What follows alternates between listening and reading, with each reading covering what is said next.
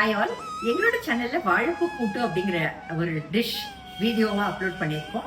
இந்த வாழைப்பூ அப்படின்னு பாத்தீங்கன்னாக்கா அதுக்கிட்ட நிறைய விதமான ஒரு பெனிஃபிட்ஸ் இருக்கு. Nutritionally very very rich. அதோட கலரே ரொம்ப ரொம்ப நிறைய ஹெல்த்துக்கு வேணுங்கிறதெல்லாம் கான்ட்ரிபியூட் பண்ணும். அது மாத்திரம் இல்ல, ரொம்ப ரொம்ப ஃபைப்ரஸ் அண்ட் பல விதமான எய்மெண்ட்ஸ் வராம தடுக்கக்கூடிய சக்தி வாய்ந்தது இந்த வாழைப்பூ. இந்த வாழைப்பூவை நிறைய பேருக்கு அதோட அந்த ஆஸ்ட்ரிஞ்சன்ட் டேஸ்டுக்காக பிடிக்காது, துவர்ப்பு டேஸ்டுக்காக பிடிக்காது. ஸோ இந்த துவர்ப்பு டேஸ்ட்டை எப்படி மாற்றி அதை வாழைப்பூ கூட்டா நம்ம தயாரிச்சு அந்த துவர்ப்பு டேஸ்ட் பிடிக்காதவங்களும் சாப்பிட்ற மாதிரி நம்ம எப்படி செய்யறது அப்படிங்கிறது தான் எங்களோட ஒரு பாலிசி. ஸோ அந்த ஒரு ஆட்டிடியூடை வச்சுட்டு நாங்கள் இந்த வாழைப்பூ கூட்டை தயாரித்தோம். வாழைப்பூ கூட்டா இது அப்படின்னு கேட்குற அளவுக்கு அதோட துவர்ப்பு டேஸ்டே தெரியாத மாதிரி இருந்தது. ஸோ எங்களோட சேனல்ல நாங்க அப்லோட் பண்ணதான இந்த வாழைப்பூ கூட்டு அப்படிங்கிற ரெசிபியை நீங்க கண்டிப்பாக போய் பார்த்து உங்களோட வேல்யூபிள் ஃபீட்பேக்கை தவறாம ஷேர் பண்ணுங்க. இன்னைக்கு எங்க வீட்டில் ரொம்ப ரொம்ப ஹெல்த்தியா நாங்கள் தயாரிக்கிறதான வாழைப்பூ கூட்டு தான். முதல்ல ஒரு எலுமிச்சை அளவு புளியை எடுத்து அதை தண்ணியில் நல்லா ஊற போட்டுட்டு இன்னொரு பாத்திரத்தில் ஒரு உலோக வடிகட்டி போட்டு அதில் அப்படியே இந்த புளியை நல்லா கசக்கி வடிகட்டி அந்த புளி தண்ணீரை ப்ரிப்பேர் பண்ணிடலாம். டீஸ்பூன் அளவு வெல்லம் எடுத்து அதை தண்ணியில் போட்டுட்டு அதை அப்படியே நல்லா கரைய வச்சுக்கலாம்.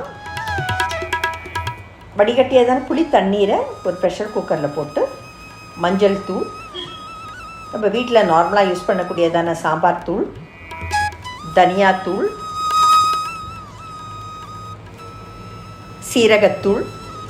சீரகத்தூள் வறுத்து அரைத்தது சீரகம், அதனால் பச்சை சீரகமும் போடலாம். ரெண்டு வேறு விதமான ஃப்ளேவர்ஸை கொடுக்கும்.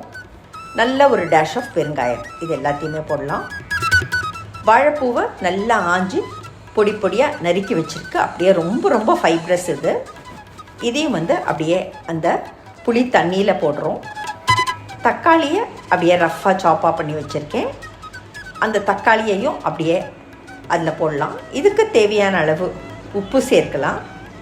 சேர்த்து நல்லா இதை அப்படியே தக்காளியை போட்டதையும் சேர்த்து நல்லா கலந்து விட்டுட்டு குக்கரை மூடி குக்கரில் விசில் போட்டு ஒரே ஒரு விசில் விட்டோன்னா போதுமானது.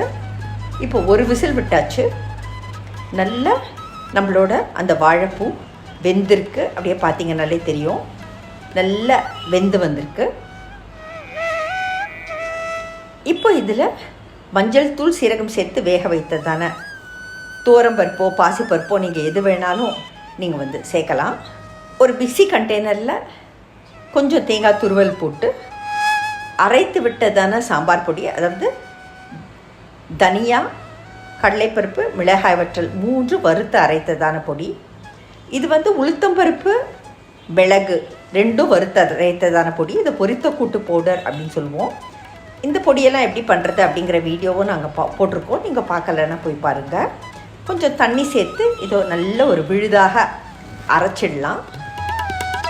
இந்த அரைத்ததான இந்த விழுதா, அதாவது அந்த பொரித்த கூட்டு பொடி, அரைத்து விட்ட சாம்பார் பொடி, தேங்காய் துருவல் சேர்த்து அரைத்ததான அந்த விழுதை அப்படியே அந்த ப்ரெஷர் குக்கரில் அந்த கூட்டோடு போடலாம்.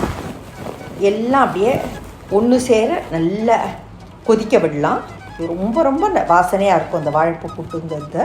இதுக்கு நம்ம வெல்லத்தை நல்லா கரையை விட்டு வடிகட்டியதான அந்த வெள்ளை கரைசலை கொஞ்சமாக சேர்க்கலாம்.